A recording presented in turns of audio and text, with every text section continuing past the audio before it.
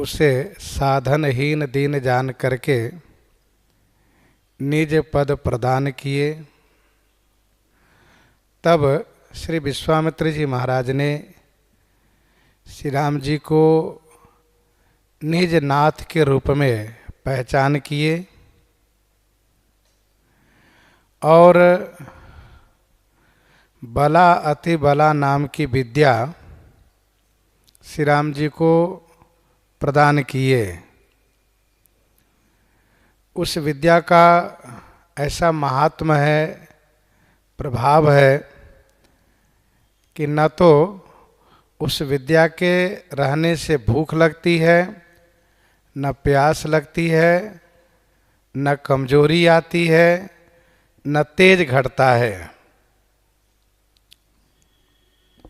फिर इसके बाद श्री विश्वामित्र जी महाराज समस्त अस्त्र शस्त्र श्री राम जी को समर्पित किए, ताटका वन में ही। सभी अस्त्र शस्त्र का मंत्र श्री राम जी को सुनाए। श्री राम जी मंत्र को ग्रहण किए। सभी अस्त्र शस्त्र मूर्तिमान होकर के श्री राम जी के सामने सेवा के लिए उपस्थित हुए। श्री राम जी सभी को सम्मान के साथ विदा किए। समय आने पर जब हम आपको बुलाएंगे तब आप आइएगा। तो सब चले गए। श्री राम जी को अपने आश्रम में लाए।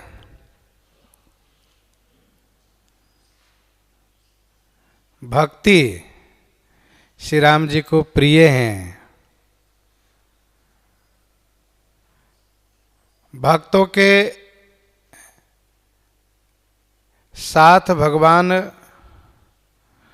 वैसा ही रहते हैं जैसे भक्त रहते हों। तो श्री विश्वामित्र जी महाराज भक्ति प्रिय हैं। भगवान को ऐसा जान करके इनको कंद मूल फल भोजन प्रदान किए।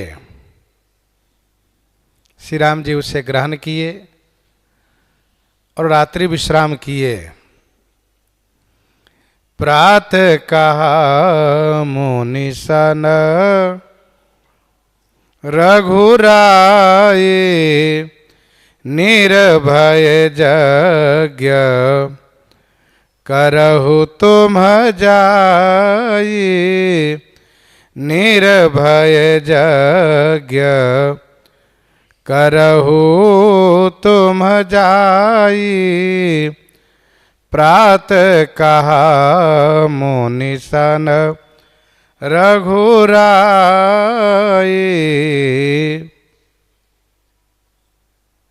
रघुराई श्री राम जी ने प्रातःकाल श्री महामुनि विश्वामित्र जी से कहा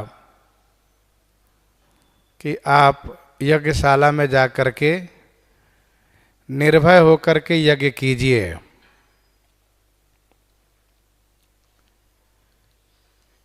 प्रातः कहा मुनि सन रघुराई।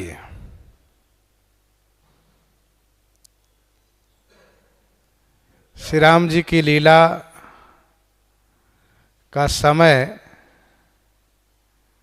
जब होता है तो उस समय प्रभु लीला करते हैं।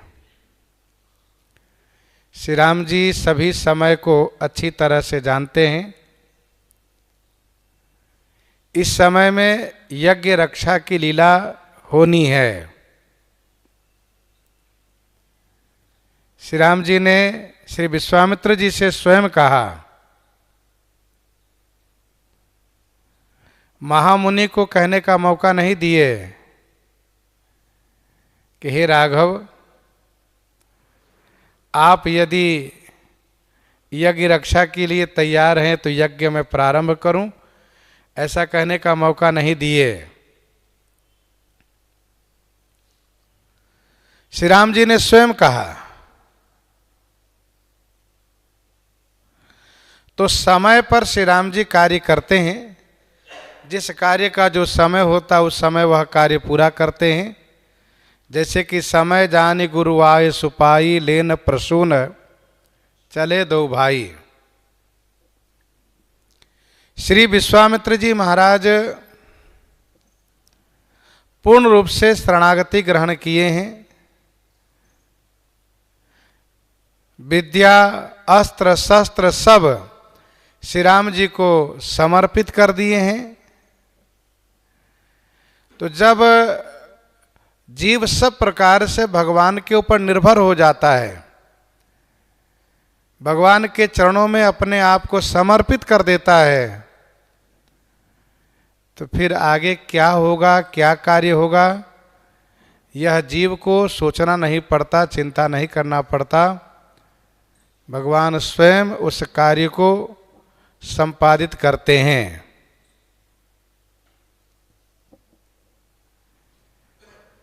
श्री राम जी ने जब कहा कि आप निर्भय होकर के जाकर के यज्ञ कीजिए, जाई कहने का भाव यह है कि यज्ञशाला उस निवास से थोड़ा अलग है, हट करके है। इसलिए प्रभु ने कहा कि जाकर के यज्ञ कीजिए। इस यज्ञ का नाम है ब्रह्मेष्टि यज्ञ।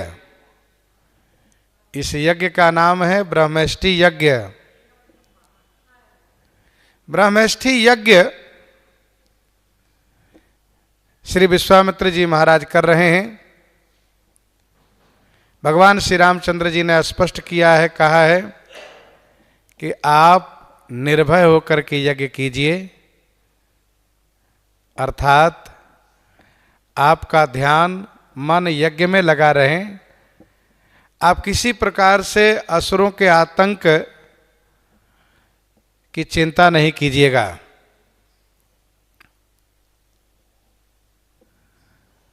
भगवान श्री राम जी के ईश्वरत्व को महर्षि विश्वामित्र जी ने ताड़का मारने में ही समझ लिया है। इसलिए अब महर्षि को कोई चिंता नहीं है। इसलिए महर्षि ने अपने सभी आश्रमस्थ मुनि महात्माओं से कहा कि सब लोग चल कर के यज्ञ करेंगे, क्योंकि हमारे रक्षक श्री राम लक्ष्मण दोनों भाई हैं। होम करन लागे मुनि झारी, आपु रहे मख की रखवारी।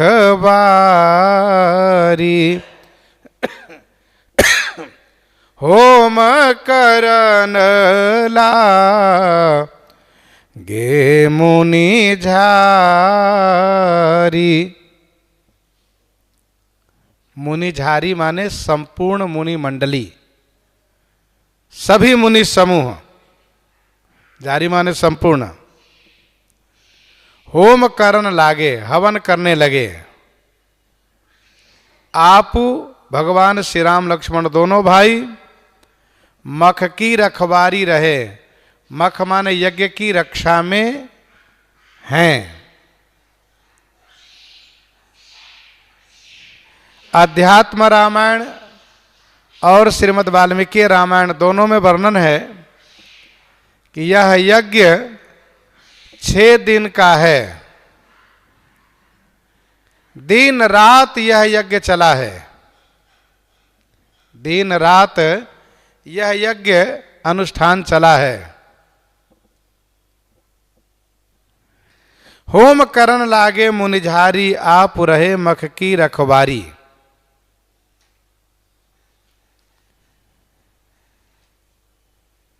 वैसे यज्ञ के सारे अंग तो पूरे हो जाते थे,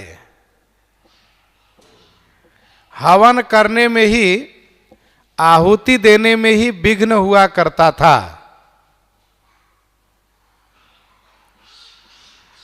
आज भगवान श्री राम लक्ष्मण दोनों भाई रक्षा में तत्पर हैं, रखवाली कर रहे हैं। इसीलिए सभी मुनि निर्भय होकर के हवन प्रारंभ किए।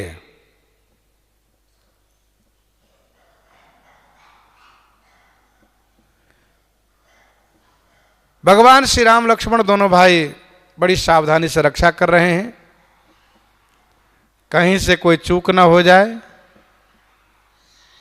राक्षस लोग मायावी होते हैं,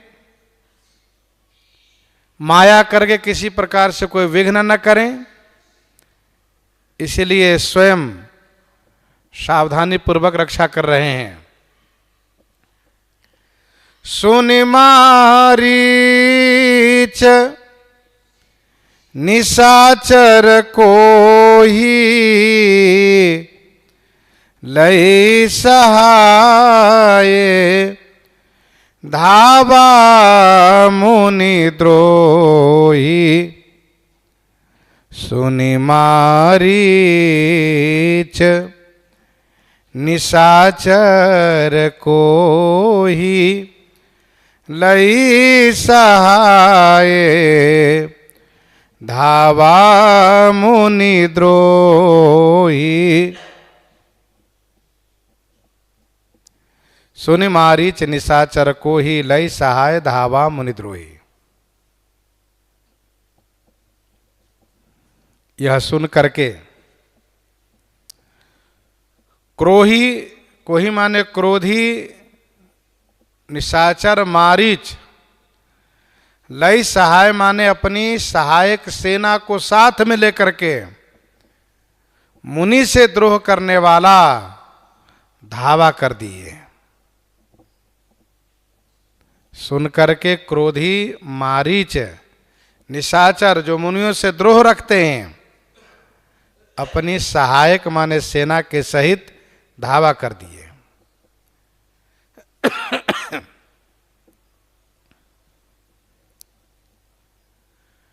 पहले देखत यज्ञ निशाचर धावही।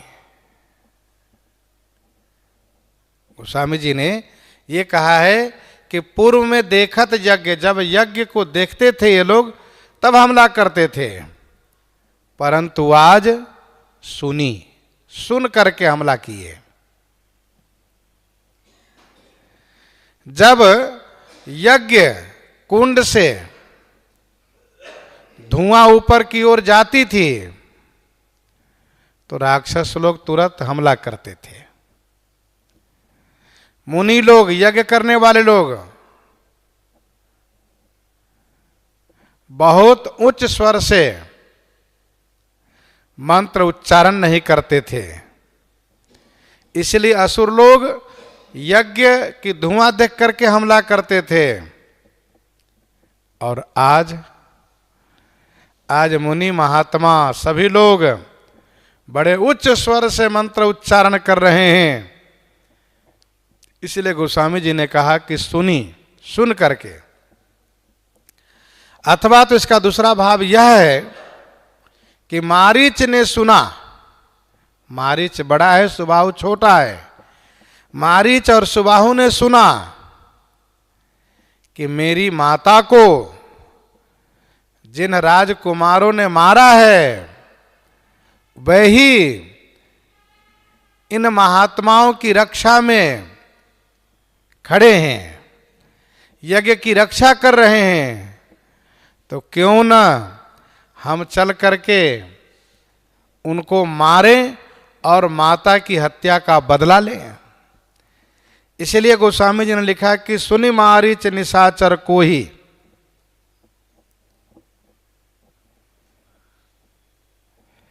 ये राक्षस है, निशाचर है,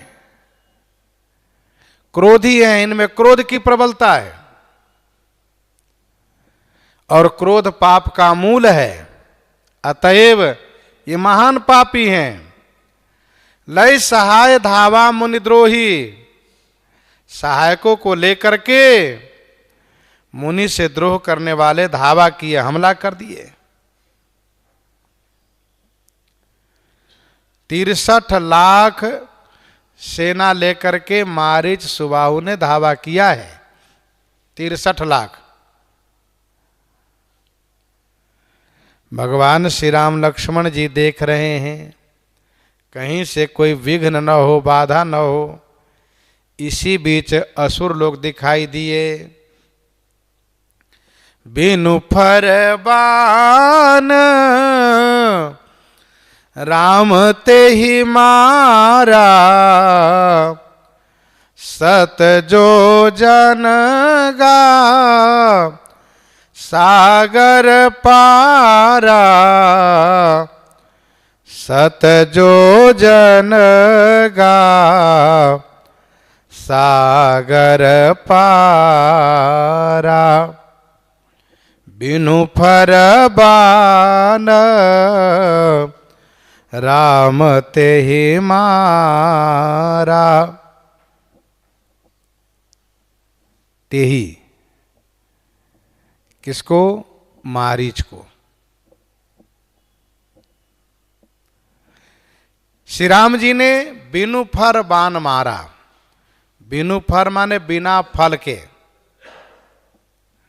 बाण के ऊपर जो नुकीला बना हुआ रहता है वह लगा हुआ रहता है,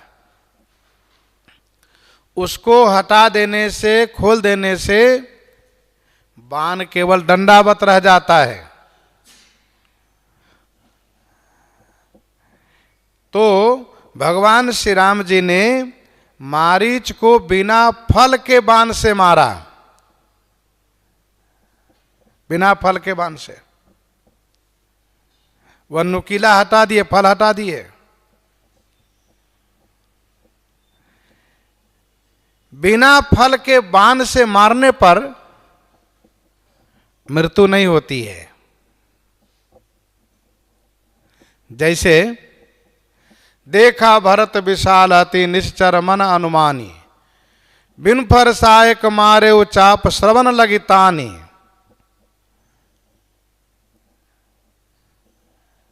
पर मूर्छि महिलागत सायक, सुमरत राम राम रघुनायक। हनुमान जी महाराज के ऊपर श्री भरतलाल जी ने बिना फल के बाण का प्रयोग किया था। इससे मृत्यु नहीं होती है। भगवान श्री राम जी ने बाण के फल निकाल लिए, ऊपर नुकीला भाग जो था उसको निकाल लिए और उसको वायव्यास्त्र से अभिमंत्रित कर दिए। वह बाण वायव्यास्त्र हो गया। हवा, आंधी की झोंका। सत जोजन का सागर पारा, सत जोजन सागर के पार चला गया वो। मारीच को बाण क्या लगा, मानो आंधी ने उसको उठा करके ले जा करके 100 जोजन सागर के पार पहुंचा दिया।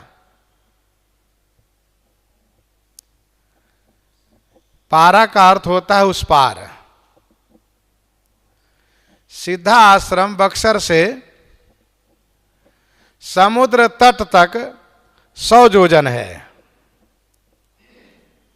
सिद्धा आश्रम बक्सर से समुद्र तट तक 100 जोजन है और वहां से लंका तक सागर 100 जोजन है। गोस्वामी जी महाराज ने सत जोजन का सागर पारा, सत जोजन कह करके सागर पारागा का मतलब हुआ कि भारत के जो 100 जोजन है वह और सागर के जो 100 जोजन है दोनों पार करके मारीच लंका में जा गिरा। तो पारा माने उस पार का अर्थ होता है। बैठे सभा खबरिया सिपाही, सिंधु पार सेना सब आई। जैसे मान लो हम लोग यहां बैठे हैं और यदि ये कहेंगे सरजू जी के पार, तो सरजू जी के पार का मतलब हो गया उस पार। सरजू जी का तट कहेंगे तब अर्थ होगा इस पार। तो सागर पारा का मतलब उस पार। श्री राम जी का ये वायव्यास्त्र था। गीतावली बालकांड 65 पद में गोस्वामी जी ने लिखा, एक बाण बेगी ही उड़ाने जात उधान जात। एक बाण बेगी ही उड़ाने जात उधान जात। ये ऐसे उड़ते हुए गया जैसे हवा के झोंका में पत्ता उड़ता गया हो, जैसे वृक्ष के पत्ता उड़ता हो हवा में, वैसे उड़ता हुआ चला गया। मारीच ने कहा रावण से कि मुनि मख राखन गयऊ कुमारा, बिनु फर सर रघुपति मोहि मारा।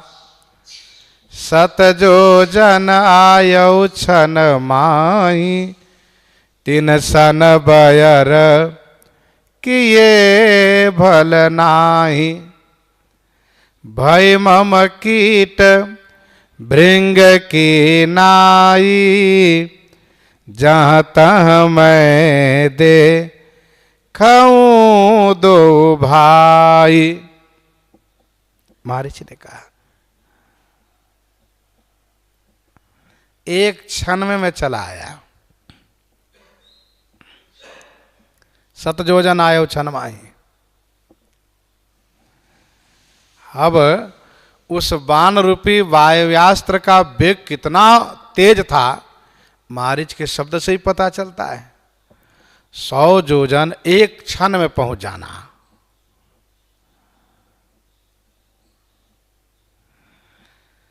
तो बिनु फर बाण राम तेहि मारा, सत जोजन गा सागर पारा। प्रश्न ये उठता है कि मारीच रावण से क्यों नहीं मिला? तो संतों ने इसका समाधान ये किया है कि मारीच लज्जित हो गया, अपने आप को बड़ा ही बलवान शक्तिशाली समझता था। सो एक बाण में ही ऐसा उड़ा जैसे कि हवा में पत्ता उड़ रहा हो। लज्जित होने के कारण रावण से नहीं मिल सका। जाकर क्या यही कहता है कि मैं उड़ता हुआ यहां चला आया हवा में? दूसरा इसका समाधान यह है कि इसकी बुद्धि भ्रमित हो गई। अब जिसको इतना तेजी से हवा में उड़ाया गया हो, चाहे कैसी भी अच्छी बुद्धि रही हो, उसकी बुद्धि स्थिर नहीं रह सकती। इसलिए वह भ्रमित होने के कारण कुछ कहा नहीं, और वह समुद्र के इस पार आ गया, गोकर्ण क्षेत्र में आकर के तपस्या करने लगा। गोकर्ण क्षेत्र में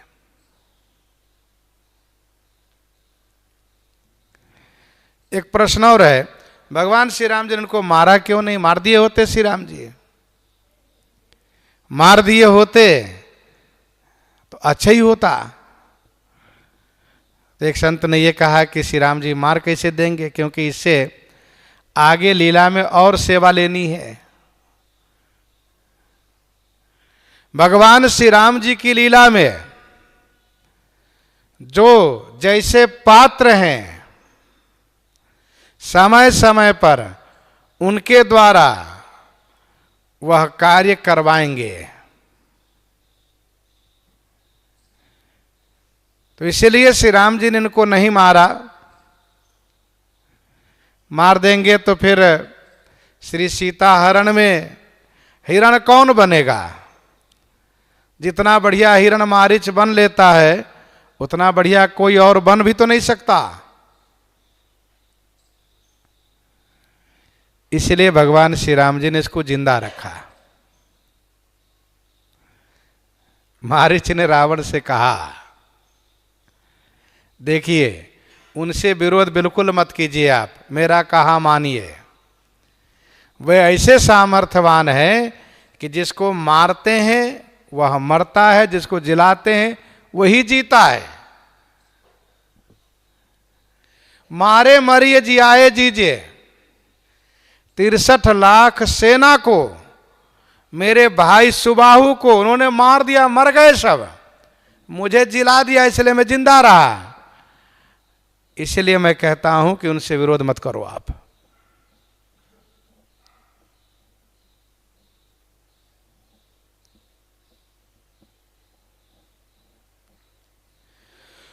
तो श्री राम जी इनको जिंदा रखे हैं। अध्यात्म पक्ष से यदि हम विचार करें तो दुराशा भी मर जाए ठीक है, दुख भी समाप्त हो जाए वो भी ठीक है, लेकिन यदि दोष बना रहेगा तो दुख पुनः प्राप्त जीवन में होगा। ताड़का दुराशा है, सुबाहु दुख है, तो मारीच दोष है। भगवान श्री राम जी ने दुराशा और दुख दोनों को अंत किया, परंतु दोष को रहने दिया तो वह दोष फिर से दुख का कारण बना। मानो बहुत बढ़िया संकेत है जीवन में, यदि दोष को हम नहीं समाप्त करेंगे जड़ से, दोष बना रहेगा, कुलक्षण बना रहेगा, बुरी आदत बनी रहेगी, तो उसका परिणाम यह होगा कि एक दिन फिर से जीवन में दुख प्राप्त होगा, क्योंकि दोष ही है दुख का कारण। यह अध्यात्म पक्ष है। मारीच के जिंदा रहने से क्या हुआ, श्री राम जी को रोना पड़ा, भयंकर दुख का सामना करना पड़ा। तो जीवन में यदि दोष बना रहेगा तो वह अवश्य रुलाएगा, दुखी करेगा। इसीलिए दुराशा को अंत करें, कोई आशा कहीं ना हो, बुरी आशा ना हो, दुख का अंत करें, तो साथ साथ दोष का भी समाप्त कर, दोष न रहने दे जीवन में।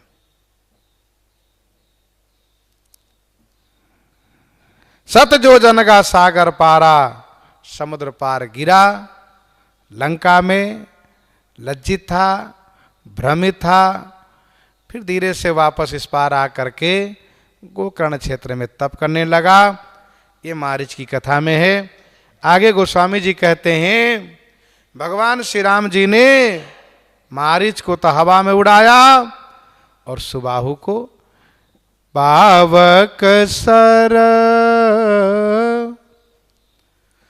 सुबाहु पुनि मारा, अनुज निशाचर कटक संघारा, अनुज निशाचर कटक संघारा।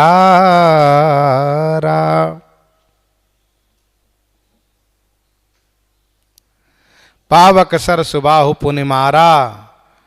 पुनि माने फिर भगवान श्री राम जी ने पावक सर माने अग्नियास्त्र से, अग्नि बाण से सुबाहु को मार दिए। पाठ जारा भी है, पावक सर सुबाहु पुनि जारा, जला दिए। भगवान श्री राम जी ने जैसे ही अग्नि बाण का प्रयोग किया मारीच के सुबाहु के ऊपर, सुबाहु वहीं जलकर के भस्म हो गया। भगवान श्री राम जी मारीच को ठिकाने लगाए, सुबाहु को जलाए। इधर लक्ष्मण जी महाराज बड़ी स्फूर्ति के साथ वरुणास्त्र के द्वारा संपूर्ण 63 लाख सेना को समाप्त कर दिए। अनुज निशाचर कटक संघारा, समाप्त हो गए सब।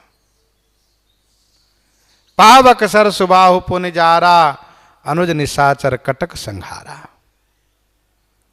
श्री राम जी वायव्यास्त्र अग्नियास्त्र का प्रयोग किए, तो श्री लक्ष्मण जी वरुणास्त्र का प्रयोग किए और मैदान खाली हो गया।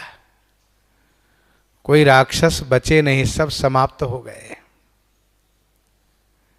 बड़ी संख्या में आसुरी सेना के साथ ताड़का, सुबाहु, मारीच यहां पर रहते थे। भगवान श्री राम जी सबको समाप्त कर दिए। मारीच को ऐसा भयभीत किए हैं कि अब मारीच फिर से इस क्षेत्र को कभी झांकेगा नहीं, देखेगा नहीं, इस क्षेत्र में कभी नहीं आएगा, वो उधर ही रहेगा। मारे असुर द्विज निर्भयकारी, स्तुति करहि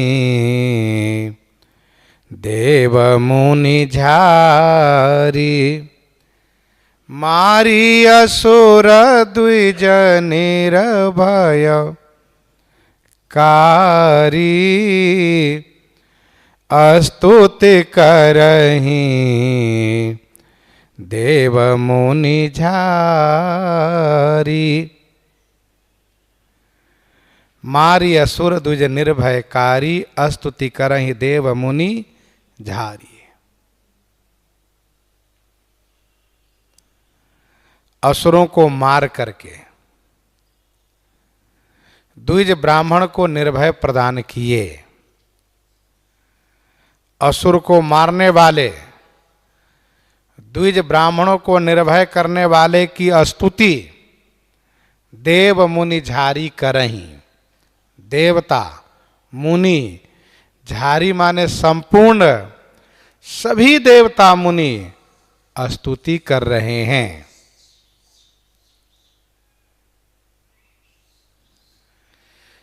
मारी असुर द्विज निर्भयकारी। भगवान श्री राम जी ने असुरों को मारा है, ब्राह्मण मुनि महात्माओं को निर्भय किया है, सब निर्भय हो गए हैं। गोस्वामी श्री तुलसीदास जी महाराज ने लिखा है विनय पत्रिका 137 पद में, जो पै कृपा रघुपति कृपालु की, बैर और की काह सरई, होई न बाको बाल भगत की, जो को कोटि उपाय करई। भगवान श्री राम जी की यदि कृपा है तो किसी का बैर विरोध कुछ बिगाड़ नहीं सकता।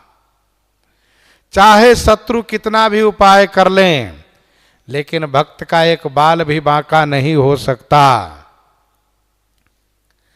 जो साधु संत भक्त का अपकार चाहता है, मृत्यु चाहता है, वह पापी स्वयं उसी अपकार मृत्यु को प्राप्त करता है। वेद विख्यात श्री प्रहलाद जी की कथा है। ये भगवान के भजन का प्रभाव है, भक्ति की महिमा है कि जो भगवान की भक्ति करता है उनकी रक्षा भगवान करते हैं। तथा तुलसीदास रघुनाथ बाहुबल सदा अभय, काहू न डरे। भगवान के बाहु के आश्रित हैं तो किसी से डरने की आवश्यकता नहीं है। ठाकुर जी रक्षा करेंगे। गीतावली उत्तरकांड 13 पद में गोस्वामी जी ने लिखा है, महर्षि विश्वामित्र जी का यज्ञ कार्य जब संपन्न हुआ है तो सभी ऋषि मुनि मिलकर के भगवान श्री राम जी की भुजा की पूजा किए। जे पूजी कौशिक मख ऋषियन, सभी लोग पूजा किए, क्योंकि क्षत्रियों के बाहु की पूजा की जाती है। उनके बाहु के बल की ही विशेष महिमा गाई जाती है। तो जब श्री राम जी के बाहु की पूजा की गई तो पूजनोपरांत मुनि लोग स्तुति करने लगे, देवता भी स्तुति में सम्मिलित हुए, सभी ने स्तुति की। आप कहेंगे कि मुनि स्तुति की, ये तो ठीक है, देवता स्तुति किए। अभी तो देवताओं का पूरा संकट गया नहीं है, तो अभी से स्तुति। तो इसका उत्तर यह है कि भले ही अभी सब संकट नहीं गया है, पर संकट निवारण का श्री गणेश भी हो गया है। अब उत्तरी भारत से, भारत के उत्तर भाग से देवताओं को यज्ञ भाग मिलना प्रारंभ हो गया है। देवताओं को आहार मिलना, भोजन मिलना प्रारंभ हो गया है। अब उत्तरी भारत से जब यज्ञ भाग प्राप्त करेंगे देवता लोग, जैसा कि आज इस यज्ञ से प्राप्त किए, तो देवता लोग धीरे धीरे मजबूत होते जाएंगे, अब कमजोर नहीं होंगे। समय बहुत जल्दी आएगा कि दक्षिणी भारत के भी सभी असुर मारे जाएंगे। तो देवताओं को यज्ञ में भाग मिलना शुरू हो गया है, इसलिए देवता लोग बड़े प्रसन्न हुए, सब स्तुति कर रहे हैं। गोस्वामी श्री तुलसीदास जी महाराज ने ये कहा है कि असुरों को जब श्री राम जी मारते हैं तो समझ लो कि भयंकर वर्षा होती है। भले ही भयंकर वर्षा हो, लेकिन कृषिकार जो किसान है उनके लिए तो हितकर है, वर्षा लाभप्रद है। तो देवता लोग कृषिकार है, सुरकुल साल सुमंगलकारी, इसलिए असुरों के मरने पर देवताओं को प्रसन्नता होती है, खुशी होती है, आनंद प्राप्त होता है।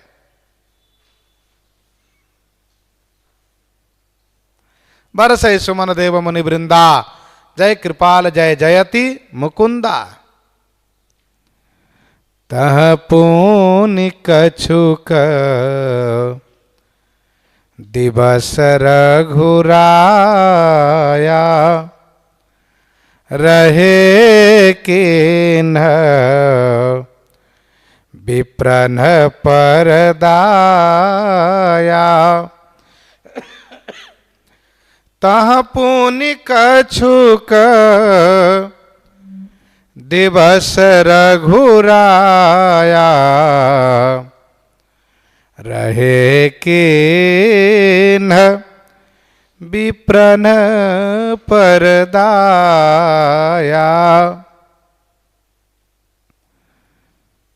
पुनि तह रघुराया, विप्रन पर दाया, किन्हीं कछुक दिवस रहे। पुनि माने फिर, तह माने वहां उस आश्रम में। रघुराया श्री राम जी ब्राह्मणों पर दया करके, ऋषियों पर अनुग्रह करके कछुक दिवस रहे, कुछ दिन तक निवास किए। गोस्वामी जी महाराज ने रघुराया और दया का सुंदर संबंध दिखाया है। रघुवंशी लोग दयालु होते हैं और श्री राम जी तो रघुवंश भूषण है, इसलिए रघुराया के साथ दया शब्द है। अस्ति समूह देखी रघु राया, पूछी मुनि ने लागी अति दाया। बास करहु ता रघुकुल राया, कीजे सकल मुनि पर दाया। हाँ जग एक वीर रघुराया, के ही अपराध विसारेहु दाया। जामवंत कह सुन रघुराया, जा पर नाथ करहु तुम दाया। सोई कौशलाधीश रघुराया, आयो कर्ण तो ही पर दाया। दीन बंधु दयाल रघुराया, देव किन देवन पर दाया। तह पुनि कछुक दिवस रघुराया, रहे किन विप्रन पर दाया।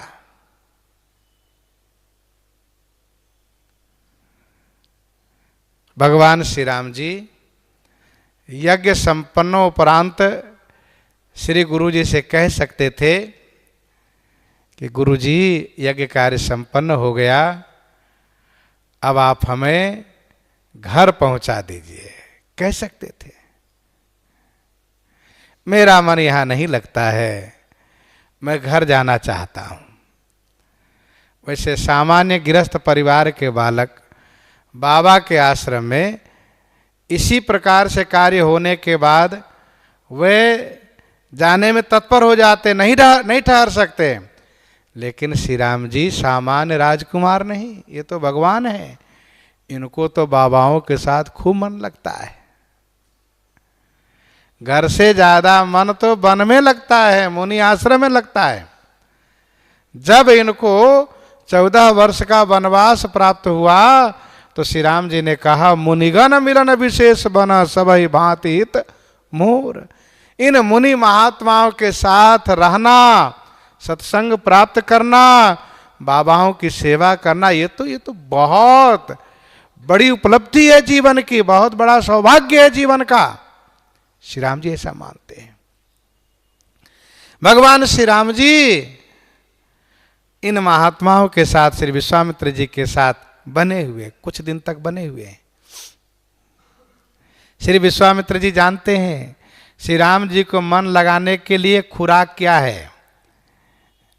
इनको जितना अधिक कथा सुनाएंगे उतना ही अधिक इनका मन लगेगा। भाई देखो, भगवान को, हनुमान जी को खुश रखने के लिए सबसे बढ़िया तरीका है भगवान का गुणानुवाद। भगवान का गुण गाइए, नाम संकीर्तन कीजिए, ठाकुर जी हनुमान जी प्रसन्न रहेंगे। जितना अधिक गुणगान करेंगे, नाम संकीर्तन करेंगे, हनुमान जी उतना ही अधिक प्रसन्न होंगे, ठाकुर जी प्रसन्न होंगे। तह पुनि कछुक दिवस रघुराया, रहे किन विप्रण पर दाया।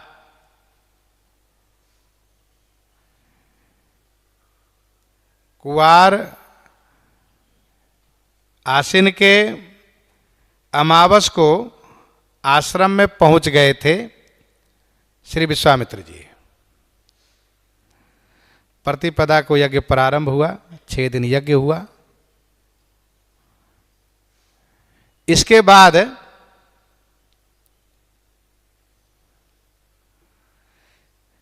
किसी रामायण में वर्णन है 3 दिन तक, किसी रामायण में वर्णन है 5 दिन तक रहे हैं, किसी रामायण में है 7 दिन तक रहे हैं श्री राम जी।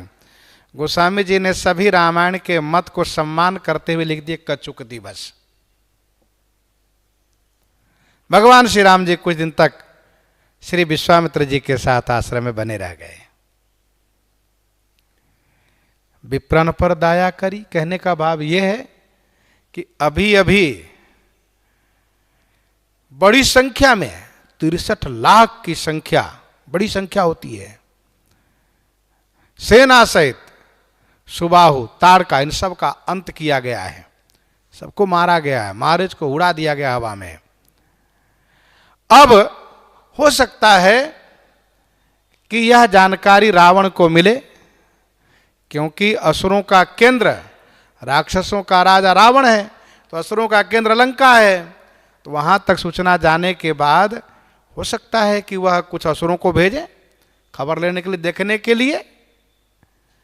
तो इसलिए श्री राम जी यहां बने हुए हैं कि यदि कोई आना चाहे तो आ सकते हैं, स्वागत है। पर काहे को कोई आएंगे? मारीच कहा ही नहीं, मारीच बताया ही नहीं, और बाकी कोई बताने वाले बचे नहीं हैं, सब समाप्त हो गए हैं। कौन बताएगा? वैसे भी रावण अपने मौज मस्ती में मगन रहता है। ये तो यहां की बात है, बक्सर की बात है। जब लंका के पास वहीं पंचवटी में इतनी बड़ी घटना घट गई, 14,000 सेना सहित खरदूषण त्रिशरा मारे गए, रावण को पता नहीं चला, बच गई थी सुपनखा, उसने जाकर के सारी बातें कही, और कहने के पूर्व बहुत जोर से फटकार लगाया उसने। सुपनखा ने जाकर के देखा कि मदिरा पी करके नाच गान में मगन है भैया। इसका मतलब इनको कुछ पता नहीं है, इनके भाई मर गए और ये उत्सव मना रहे हैं। या तो इनको पता नहीं है, या तो क्या खुशी से उत्सव मना रहे हैं। ऐसा नहीं हो सकता, खुशी से उत्सव नहीं मना रहे, इनको मालूम नहीं है। तो सुपनखा ने जाते ही डांटा, करसी 500 वर्ष दिन राती, सुधी नहीं तब सिर पर आ राती। लाज नहीं है, शर्म नहीं आती है? मदिरा पीते हो, दिन रात सोए रहते हो, नाच गान देखने में मगन रहते हो। बहुत डांटा, बहुत सारी नीति की बातें कही, और इसके बाद रो करके अपना चेहरा दिखाया। तब रावण सजग हुआ, जगा, जाय सुपनखा रावण प्रेरा।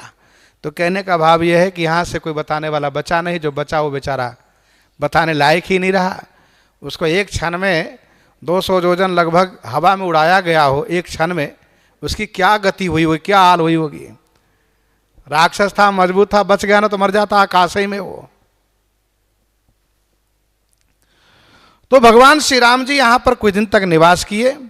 श्री विश्वामित्र जी महाराज भगति है तु बहु कथा पुराना, कहे विप्र यद्यपि प्रभु जाना। भगति है तु बहु कथा पुराना, कहे विप्र यद्यपि प्रभु जाना। भगति हेतु माने भक्ति के वास्ते। बहुत से पुरानी पुरानी कथा अथवा पुराणों की कथा विप्र महामुनि विश्वामित्र जी ने सुनाई। यद्यपि प्रभु जाना, यद्यपि प्रभु सब कथा जानते हैं, फिर भी ऐसे मन लगा करके सुनते हैं जैसे कि यह कथा इन्होंने सुनी ही ना हो। देखो, भगवान और भक्त की कथा में हमेशा चेतनता रहती है, हमेशा नवीनता रहती है। कोई भी कथा कहने सुनने वाले, उनका जीवन पूरा समाप्त हो जाता है, पर वे आघाते नहीं। ये कथा की विशेषता है। अब ये 3-5 दिन में, 3 दिन 5 दिन 7 दिन जो भी हो, इतने दिन में बहुत सी कथा कैसे सुना दिए, बहुत सी कथा कैसे सुना दिए। तो इसका उत्तर ये है कि श्री राम जी जैसे श्रोता मिल जाए और श्री विश्वामित्र जी जैसे वक्ता, तो फिर कथा में ही पूरा समय बीतता है। जब दोनों श्रोता वक्ता दोनों जब महान हो, श्रोता वक्ता ज्ञान निधि हो, फिर क्या कहना है। महामुनि विश्वामित्र जी महाराज चाहते हैं अधिक से अधिक कथा सुनाऊं। इनको कथा सुना देने से कथा और सुदृढ़ हो जाएंगी, मजबूत हो जाएगी। कहते ना, हमने हनुमान जी को कथा सुनाई, ठाकुर जी को कथा सुनाई। तो महामुनि ने तीनों समय कथा सुनाना शुरू किया। प्रातः काल वाला नियम जल्दी समापन करके कथा का सत्र शुरू हो जाता है। कथा का सत्र शुरू हो जाता है। प्रातः काल सरजू करी मज्जन, बैठे सभा संग दुई सज्जन, वेद पुराण वशिष्ठ बखाने।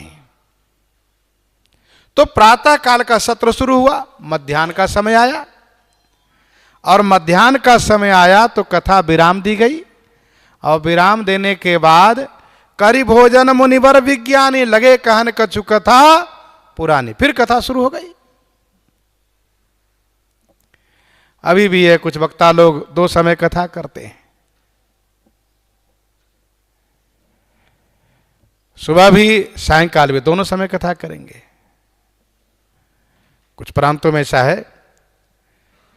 तो श्री विश्वामित्र जी महाराज 2 समय ने 3 समय कथा करते हैं। श्री राम जी बड़े मन लगा करके सुनते हैं। अब करी भोजन मुनिवर विज्ञानी, लगे कहन कछु कथा पुरानी। कथा कहना शुरू कर देते हैं। भोजन के बाद विश्राम होना चाहिए। तो महामुनि कहते हैं, विश्राम तो भगवान के भजन में है, भगवान की कथा में है, इसी में वास्तविक विश्राम है। श्रीधाम अयोध्या जी में ही श्री स्वामी मणि रामदास जी की छावनी में बहुत बड़े विद्वान आचार्य श्री कृपाशंकर जी महाराज, उनका नियम था 2:30 बजे कथा सुनाना। छावनी में भोजन प्रसाद होते होते 1:30 बज जाता था। 12:30 में सीताराम हो, बैठते बैठते 1 बजे, और फिर पंगत प्रसाद पाते पाते 1:30 क्या 1:40 हो जाए। अब इसी बीच सुनने वाले स्नान आदि करके फिर कथा में पहुंच जाए, और यदि कथा में बैठे हुए कोई झपकी लिए तो महाराज जी 2-4 सुना दें आशीर्वाद, तो बेचारे वैसे घबराए रहे कि ना भाई सब संभल के रहना, नहीं तो महाराज जी डांटेंगे। कह तुमको नहीं था किनारे बैठा करना, सामने मत बैठना। देखो उस समय में हमारे गुरु जी के यहाँ, आचार्य कृपाशंकर जी महाराज के यहाँ बड़ा सख्त नियम था। फिर भी लोग कथा के सुनने के लिए उत्साही, भाई सुनना है। 2:30 बजे ठीक शुरू और 4 बजे समापन। तो उत्साह होता है, कथा कहने सुनने में उत्साह होता है, तो फिर काहे को भूख आएगी, काहे को नींद आएगी। अब श्री सुखदेव जी महाराज कथा सुनाते हैं, श्री परीक्षित जी सुनते हैं, वहां तो दिन रात कथा हो रही है, दिन रात कथा हो रही है।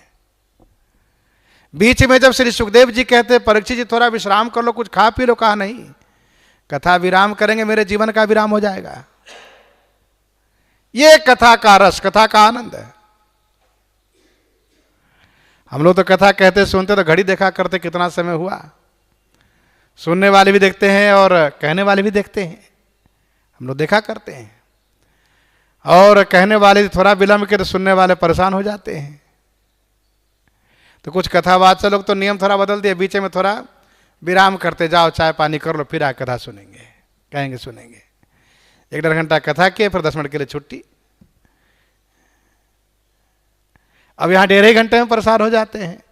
1 घंटा हुआ, छोटी बड़ी शंका लेकर परेशान है, कब 1 घंटा पूरा हो कि हम भागे कमरे, कथा हाल से निकले, बाहर जाए, बाहर के हवा पानी लेकर आवे। लेकिन यहाँ कथा जब सवेरे का सत्र पूरा हुआ, फिर मध्याह्न का सत्र शुरू हुआ। करी भोजन मुनिवर विज्ञानी, लय कहन कछो को था पुरानी, कथा कहते 3-4 बज गया। फिर इसके बाद कथा विराम हुई, संध्या बंदन किए, संध्या बंदन करने के बाद फिर इसके बाद रात्रि में हल्का स्वल्पाहार होकर के फिर कथा शुरू, फिर कथा शुरू हो गई। कहत कथा इतिहास पुरानी, तो रुचिर रजनी जुग जाम शिरानी, मध्य रात्रि हो गई, 12 बज गया। इसके बाद अब सत्र पूरा हुआ, विराम करने गए, और फिर सुबह कथा होगी। ऐसा नहीं कि आज भर केवल कथा है, 3 सत्र में कथा होती है। इसलिए गोस्वामी जी ने कहा कि बहु कथा पुराना, बहुत से कथा सुना दिए विश्वामित्र जी महाराज। और भगवान श्री राम जी सब जानते हैं, कहे विप्र यद्यपि प्रभु जाना। देखो जो जानते हैं उनको सुनाने में भी बड़ा अच्छा लगता है। कहिए क्यों? इसलिए कि जानते हैं तो उनको आनंद प्राप्त होगा, वे समझेंगे, कथा के रसिक हैं, सुनाने में भी आनंद आता है।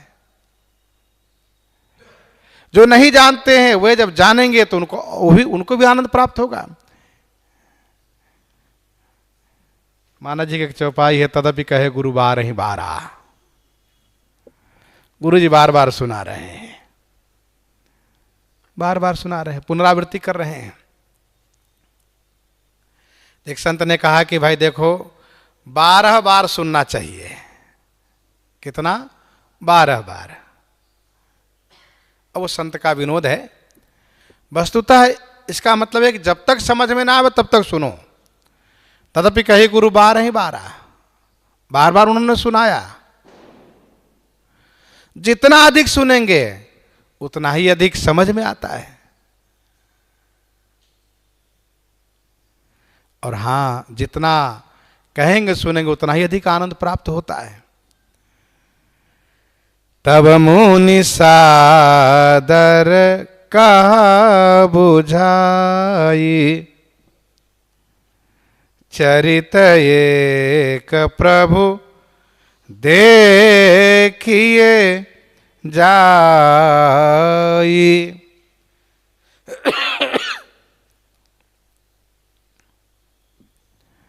कथा सुना रहे थे श्री विश्वामित्र जी महाराज। उसी समय में महाराजा श्री मिथिलेश जी के द्वारा भेजे गए दूत आए। सत्योपाख्यान में वर्णन है। वैसे सत्योपाख्यान कौशल खंड में यह भी वर्णन है कि भगवान शिव ने श्री विश्वामित्र जी को स्वप्न आदेश देकर के अयोध्या भेजा था कि आप श्री राम लक्ष्मण जी को लेकर आइए, यज्ञ संपन्न कराइए और जनकपुर में जहां श्री जनक जी का धनुष यज्ञ चल रहा है वहां ले जा करके भगवती श्री सीता जी से श्री राम जी का मिलन कराइए, विवाह कराइए। लेकिन विश्वामित्र जी महाराज सोच रहे थे कि महादेव की तो आज्ञा हो गई है, पर जनकपुर से कोई सूचना नहीं आई, कोई बुलावा नहीं आया।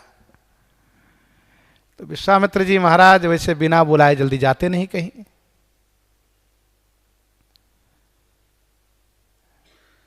बिना बुलाए जाते नहीं।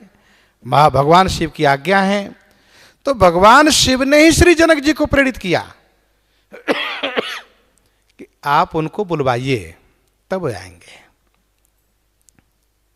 आपका यज्ञ पूरा होगा। भगवान शिव ने श्री जनक जी को स्वप्न आदेश दे रखा है कि आप धनुष को प्रतिज्ञा में रखो, धनुष तोड़ने वाला साक्षात ब्रह्म होगा और किसी से धनुष टूटेगा नहीं। तो श्री मिथिलेश जी, श्री जनक जी महाराज ब्रह्मवेत्ता हैं, ब्रह्मविद हैं,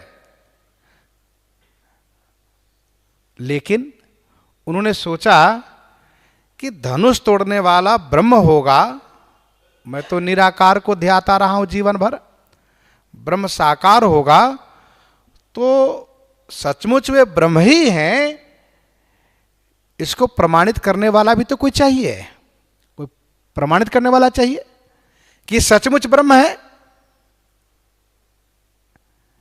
इसीलिए उन्होंने उस समय के सबसे बड़े तपस्वी, महाज्ञानी,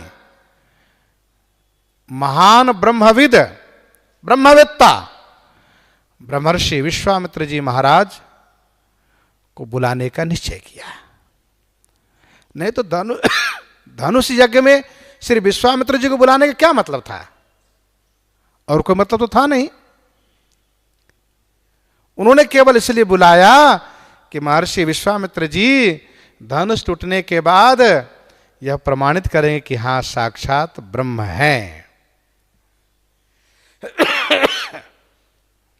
यह मिथिलेश जी महाराज का विचार हुआ। तो क्या जीवन में जब ब्रह्म का साकार हो, ब्रह्म का साक्षात्कार हो, तो क्या जीवन में जब ब्रह्म का साक्षात्कार हो तो उस समय भी किसी को प्रमाणित कराने की आवश्यकता पड़ती है? तो मानस जी के प्रसंग से ऐसा लगता है कि नहीं, ब्रह्म का साक्षात्कार होने के बाद अंदर की आत्मा गवाही देती है, अंदर की आत्मा कहती है कि ये परमात्मा है। अपना अनुभव, वो चाहे मिथिलेश जी का अनुभव हो, चाहे श्री हनुमान जी का अनुभव हो, मानस जी में पढ़िए, स्पष्ट है। ये अंदर की आत्मा से पुकार आती है, यही तो ब्रह्म है, कोई और नहीं है। अपने आप परिचय हो जाता है। तो महामुनि विश्वामित्र जी को बुलाए ब्रह्म का परिचय, पहचान कराने के लिए, प्रमाणित कराने के लिए, लेकिन सौभाग्य यह हुआ कि वे ब्रह्म को लेकर ही आ गए, ब्रह्म को ही लेकर आ गए। तो श्री जनक जी महाराज का दूत आया, उन्होंने महर्षि विश्वामित्र जी को प्रणाम किया और कहा, महाराज, हमारे महाराज मिथिलेश आपके श्री चरणों में प्रणाम निवेदित किए हैं और आपको अपने शिष्यों के सहित जनकपुर आने के लिए आमंत्रित किए हैं। आप कृपा करके अपने सपरिकर मिथिला जी में पधारे। विश्वामित्र जी महाराज तो सुनकर गदगद हो गए, हम तो चाह ही रहे थे जाने के लिए, अब तो और अच्छा हो गया, बुलावा आ गया। तो कथा सत्र में ही श्री विश्वामित्र जी महाराज ने श्री राम जी से कहा, रघुनंदन, बड़े प्रेम से महामुनि ने कहा, आपने एक यज्ञ तो संपन्न करा दिया, यज्ञ पूरा हो गया, एक और बहुत सुंदर यज्ञ अनुष्ठान चल रहा है, उस यज्ञ को देखने हम लोग चल रहे हैं, आप भी चलें। तब मुनि सादर कहा बुझाई। धर्मात्मा राजा मिथिलेश का ये सुंदर यज्ञ हो रहा है, धर्म पूर्वक यज्ञ हो रहा है, इस यज्ञ में आप चलें। चरित एक प्रभु देखिए जाई। हे प्रभु, जाकर के एक चरित्र को देखना चाहिए। आप प्रभु हैं, इसलिए आप उस चरित्र को देखने के अधिकारी हैं। वहां प्रभुता का ही कार्य है। राघव, हे रघुनंदन, महाराजा श्री जनक अपनी पुत्री के स्वयंवर के लिए धनुष को प्रण में रखा है, वही धनुष यज्ञ है, उसी को देखने के लिए हम लोग चल रहे हैं, आप भी चलिए। तो गोस्वामी जी कहते हैं, धनुष यज्ञ सुनि रघु कुल नाथा, हरसि चले मुनिबर के साथा। धनुष यज्ञ सुनि रघुकुल नाथा, हरसि चले मुनिबर के साथा।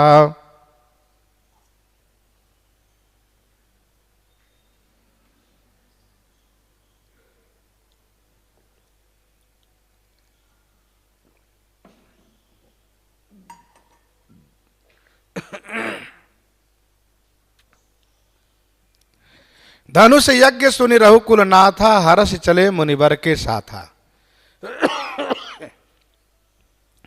धनुष यज्ञ सुनते ही रघुकुल के नाथ, रघुवंशियों के स्वामी भगवान श्री राम जी मुनि श्रेष्ठ श्री विश्वामित्र जी के साथ हरसि चले। हरसि माने खुश होकर के चल दिए।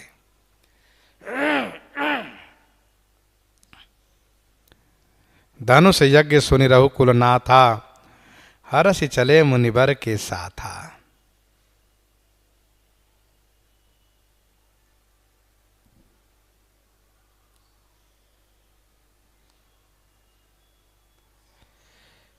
सत्योपाख्यान में स्पष्ट रूप से वर्णन है, तस्मिन् काले नरेशस्य जनकस्य महात्मनः प्रतिहारो महाबुद्धि राजगाम महामति।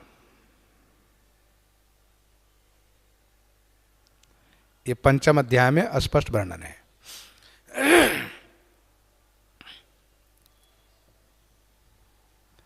रघुकुल नाथा कहने का भाव यह है, रघुवंशी वीर होते हैं, पराक्रमी होते हैं। श्री लक्ष्मण जी ने कहा, रघुवंशी न मह जहां कोई होई, तही समाज अस कहि न कोई।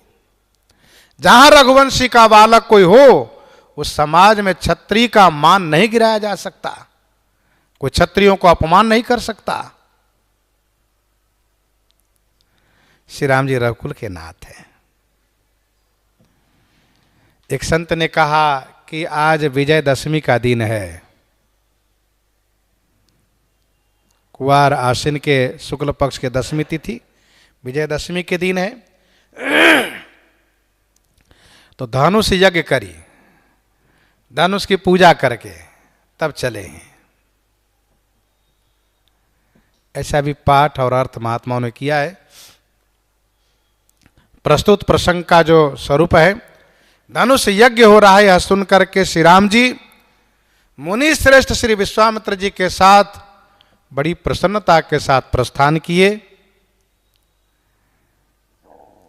भगवान श्री राम जी अयोध्या जी से चले तभी खुश थे, हर्ष चले मुनि भय हरना। अब धनुष यज्ञ की बात सुने तो प्रसन्न होकर के चले, क्योंकि श्री राम जी तो अच्छी तरह से जान रहे हैं कि मुझे जनकपुर क्यों जाना है, वहां क्या लीला होनी है। इसलिए श्री राम जी प्रसन्न हुए, मुस्कुराए।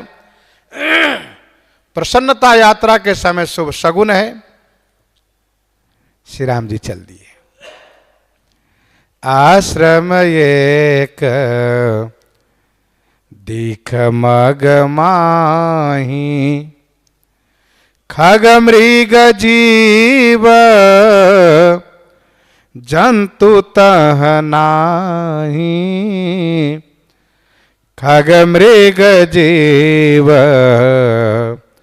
जंतु तह नाही। मग माही माने मार्ग में एक आश्रम दिखाई पड़ा।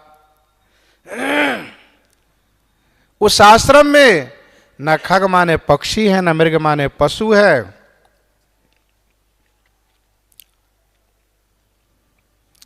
कोई जीव नहीं, कोई जंतु नहीं है। आश्रम एक दीख मगमाही, खगमृग जीव जंतु तह नाही। वैसे श्री विश्वामित्र जी श्री अहिल्या जी को उद्धार कराने के लिए ही इस रास्ते से आए हैं, परंतु महामुनि श्री राम जी के रूप माधुरी में खोए हुए हैं। श्री राम जी के उस पराक्रम ऐश्वर्य में भी खोए हुए हैं, जो इन्होंने ताड़का को मारा, मारीच आदि को मारा। इसलिए महामुनि भूल गए, कुछ याद ही नहीं रहा। भगवान श्री राम जी ने उस आश्रम को देखा। आश्रम बड़ा ही सुरम्य है, हरा भरा है। आश्रम के समीप जो वन प्रदेश है सब पत्ते, फूल और फल से संपन्न है, लेकिन इसके उपयोग करने वाला कोई नहीं है। न कोई पक्षी है, न कोई पशु है। नहीं पशु पक्षी तो कम से कम जीव जंतु हो, कोई जीव जंतु भी नहीं। जंतु छोटा होता है, जीव बड़ा होता है। भगवान श्री राम जी ने अंगुलियां निर्देशित करते हुए, कब, जब उनको एक शिला दिखाई पड़ी तब उन्होंने पूछा, पूछा मुनि शिला प्रभु देखी, सकल कथा मुनि कहा विसेखी। पूछा मुनि शिला प्रभु देखी। विश्वामित्र जी महाराज भले ही भूल जाएं, लेकिन श्री राम जी तो नहीं भूल सकते ना। जो भक्त भगवान की प्रतीक्षा में है वे बोल नहीं पाएंगे, तो भगवान ख्याल तो रखते हैं ना। भगवान श्री राम जी ने पहले देखा, वो शिला पड़ी हुई है। अंगुली से निर्देशित किया, ये शिला कैसी है? गुरुजी से पूछा। पूछा मुनि शिला प्रभु देखिए।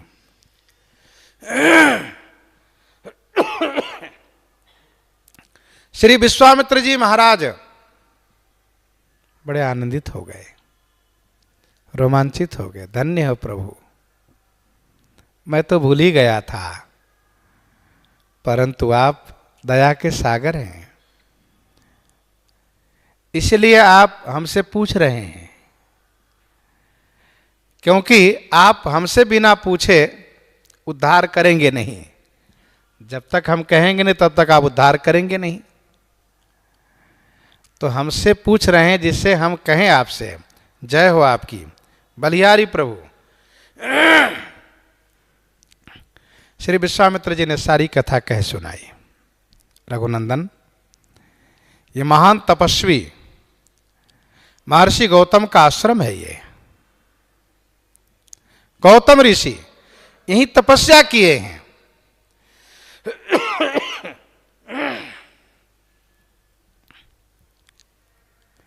श्री ब्रह्मा जी महाराज सृष्टि की रचना करने में एक कन्या की रचना किए, उनका नाम अहिल्या रखा,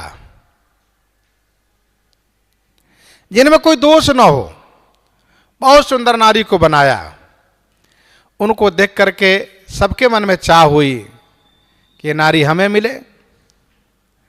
खास करके देवेंद्र को लगा कि हम देवताओं के राजा हैं, इसलिए यह हमें अवश्य प्राप्त होंगी। जब श्री ब्रह्मा जी ने देखा कि इनकी चाहना करने वाले अनेक हैं, नारी एक है, तब उन्होंने कहा कि जो भी संपूर्ण पृथ्वी की परिक्रमा करके पहले आएगा उसी को ये नारी मिलेगी। सब वाहनारूढ़ होकर के परिक्रमा करने चले गए। श्री गौतम जी महाराज शालिग्राम भगवान की पूजा किए, परिक्रमा किए और ब्रह्मा जी के सामने उपस्थित हो गए। श्री ब्रह्मा जी ने पूछा, आपने परिक्रमा कर ली? कहा ब्रह्मा जी। जो देवता आए उन सब ने कहा कि हमने देखा हमारे आगे गौतम जी चल रहे थे, क्योंकि श्री गौतम जी की निष्ठा शालिग्राम भगवान में थी। शालिग्राम भगवान ही संपूर्ण भूमंडल है, विराट स्वरूप है, इसलिए उनकी परिक्रमा विश्वास पूर्वक उन्होंने किया। और ये बात प्रमाणित हो गई कि गौतम जी ने संपूर्ण भूमंडल की परिक्रमा कर ली है। निर्विवाद रूप से गौतम जी को ब्रह्मा जी ने प्रसन्नता पूर्वक स्वीकार किया और अहिल्या जी का हाथ उनके हाथ में दिया। इस बात से देवेंद्र को चिढ़ हुई। दूसरी कथा यह है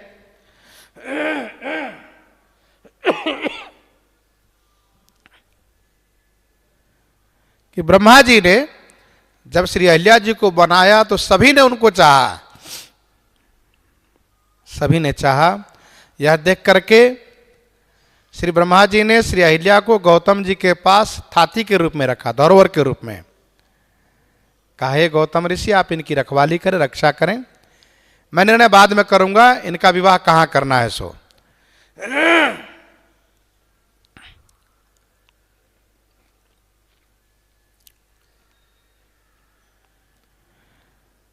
बहुत दिनों के बाद श्री ब्रह्मा जी आए।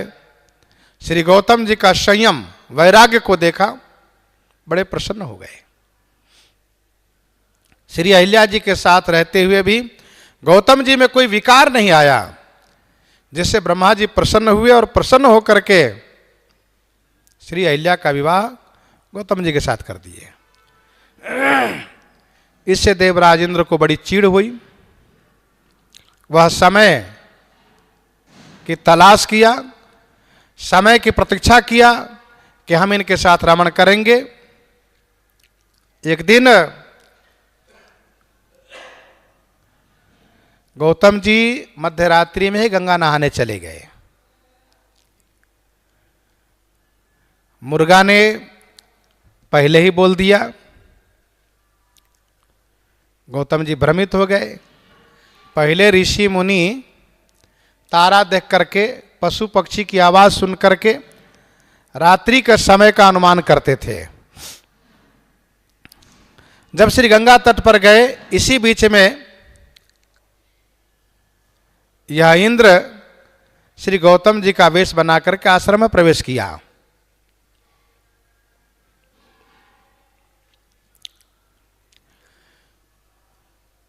गौतम रूपधारी इंद्र ने श्री अहिल्या जी से समागम का प्रस्ताव रखा। श्री अहिल्या जी इनके शब्दों से समझ गए कि ये देवेंद्र है, उनको इन्होंने स्वीकार किया। इसके बाद उन्होंने कहा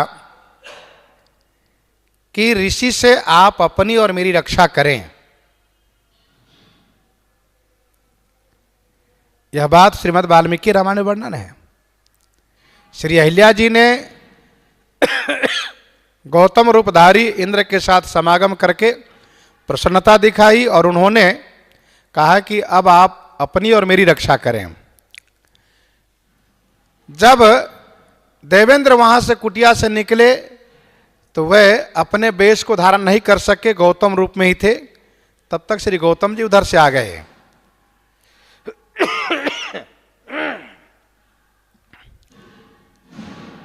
उधर जब गंगा जी ने इनसे ये कहा था कि अभी तो मध्य रात्रि, आप अभी कैसे आ गए, कुछ न कुछ अमंगल जरूर है। अब इतने बड़े तपस्वी है, गंगा जी ने प्रकट होकर कह दिया। गंगा जी में व कोई भी नदी में 3 बजे के बाद स्नान करने की विधि है। 3 बजे से विशेष पर्व पर चाहे कभी भी स्नान कर लो, लेकिन अन्य समय में, सामान्य दिन में 3 बजे के पूर्व स्नान करना निषेध किया गया है। यह कथा भागवत में भी है। नंद बाबा पहले चले गए थे नहाने, तो श्री गौतम जी ने अपने रूपधारी को देखा तो डांटा, कौन हो तुम? देवराज इंद्र ने अपना परिचय दिया, क्योंकि वो झूठ बोल नहीं सकते, और उसने अपना अपराध स्वीकार किया। अध्यात्म रामायण में वर्णन है, श्री गौतम जी ने कहा तुम एक योनि के चक्कर में इस तरह से तुम कुकृत किए हो, तुम्हारे शरीर में 1000 योनि हो जाए।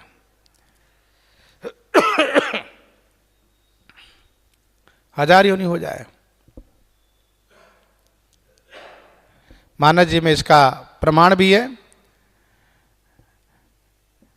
राम चितव सुरेश सुजाना, गौतम श्राप परम हितमाना, लोचन सहस न सूझ सुमेरु। इंद्र को जब श्राप दिया और उन्होंने जब प्रार्थना की कि मेरा शरीर तो बेकार हो गया, किसी काम लायक नहीं रहा शरीर, क्या ये मेरा शरीर ऐसा ही रहेगा, कभी इसका कुछ बदलाव भी होगा, आप ऐसी कृपा करें कुछ बदलाव हो।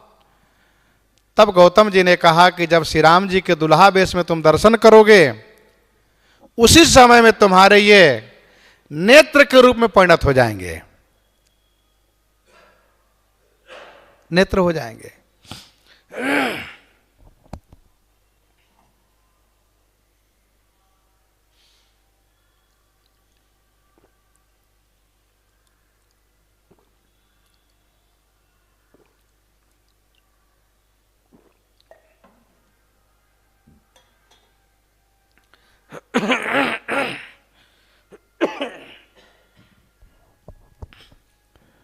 इसके बाद श्री गौतम जी जब कुटिया के भीतर गए, देखा कि अहिल्या जी डर से कांप रही है, भयभीत हैं। तो श्री गौतम जी ने उनको डांटा, फटकार लगाया, और इसके बाद कहा कि तुम्हारी बुद्धि जड़ हो गई थी, इसलिए तुम जड़ बनो, पाषाण बन जाओ, पत्थर बन जाओ, उद्धार होगा। अहिल्या जी के मन में एक प्रश्न था कि मेरे शरीर को इंद्र ने छुआ तो मेरा शरीर अपवित्र हो गया, आपने श्राप दिया पत्थर बन जाओ, और पत्थर बनने के बाद ही सही इस वन प्रदेश में रहने वाले तमाम पशु पक्षी छुएंगे, फिर तो मेरा शरीर हमेशा निंदनीय ही बना रहेगा। महर्षि गौतम जी उनके मनोभाव को जान गए। उन्होंने कहा कि शास्त्र में कोई पशु पक्षी जीव जंतु रहेंगे ही नहीं, कोई यहां दिखाई नहीं देंगे, कोई भी तुम्हें स्पर्श नहीं करेगा। तो मेरा उद्धार, श्री गौतम जी ने कहा कि जब श्री राम जी साश्रम होकर के जाएंगे और वे अपना चरण रख देंगे, तब तुम्हारा उद्धार हो जाएगा। भगवान श्री राम के चरण से ही तुम्हारा उद्धार होगा और वही तुम्हें स्पर्श करेंगे अपने चरण से, बाकी बीच में कोई तुम्हें नहीं छुएगा। इसीलिए इस आश्रम में पशु पक्षी जीव जंतु कुछ भी नहीं है। भगवान श्री राम जी ने पूछा, अच्छा श्री गौतम जी श्राप देने के बाद हिमालय चले गए तपस्या करने के लिए। भगवान श्री राम जी ने जब पूछा और श्री विश्वामित्र जी ने कथा सुनाई, श्री विश्वामित्र जी ने कहा, गौतम नारी श्राप बस उपल देह धरि धीर, चरण कमल रज चाहती, कृपा करहु रघुबीर। हे धीर रघुवीर, यह गौतम ऋषि की नारी है, श्राप के कारण उपल देह धारण करके आपके चरण कमल के रज की प्रतीक्षा कर रही हैं। अब आप अपना चरण रज गिरा दीजिए, इनका उद्धार हो जाए। महामुनि के कहने पर श्री राम जी अपना चरण रज से उनका उद्धार किए हैं। गोस्वामी जी इस प्रसंग से बड़े ही प्रभावित हुए। गोस्वामी जी ने ठाकुर जी से कहा, प्रभु मेरी भी बुद्धि अहिल्या है, और मैं आपसे एक बात और स्पष्ट कहूं, मेरी बुद्धि तो उस अहिल्या से और हजारों गुना बढ़ करके है। सहस सिलाते अति जड़मति भई है। मेरी बुद्धि रूपी अहिल्या ने न जाने कितना बेविचार किया है। इसलिए सरकार आपने उनको तारा है, तो इस बुद्धि को भी तार दीजिए, ऐसा गोस्वामी जी ने प्रार्थना किया है। तो भगवान श्री रामचंद्र जी अहिल्या का उद्धार किए हैं, अहिल्या पति को प्राप्त की हैं। प्रसंग का यहीं पर हृदयांगम करते हैं, आगे श्रवण करेंगे। आइए श्रवण करते हैं श्री कृष्ण गीतावली रामायण जी से।